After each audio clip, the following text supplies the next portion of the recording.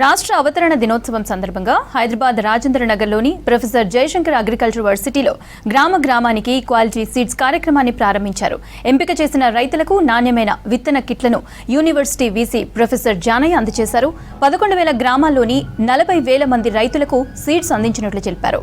ఈ నెల 3న రైతు వేదికల నుంచి అన్నదాతలకు ప్రజాప్రతినిధులు, వ్యవసాయ శాఖ అధికారులు విత్తన కిట్లను అందజేస్తారన్నారు. రైతులకు నాణ్యమైన విత్తన పంపిణీ కార్యక్రమాన్ని ముందుకు నడిపిస్తున్న మంత్రి తుమ్మల నాగేశ్వరరావు, వ్యవసాయ శాఖ కార్యదర్శి రఘునందన్ రావుకు ధన్యవాదాలు తెలిపారు. వర్సిటీ వీసీ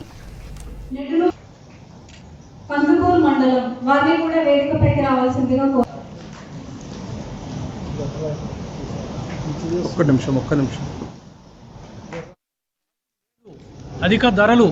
సో ఈ విధంగా చిన్న చిన్న కంపెనీలు తెలంగాణలో పుట్టగుడ్ల వచ్చి ప్రతి రైతుకు మోసం చేసి ఈ విత్తనం కొంటే మీకు 60 క్వింటాలు అవుతుంది, 50 క్వింటాలు అవుతుంది అని చెప్పడం, అవసరం వస్తే అప్పుగా ఇవ్వటం.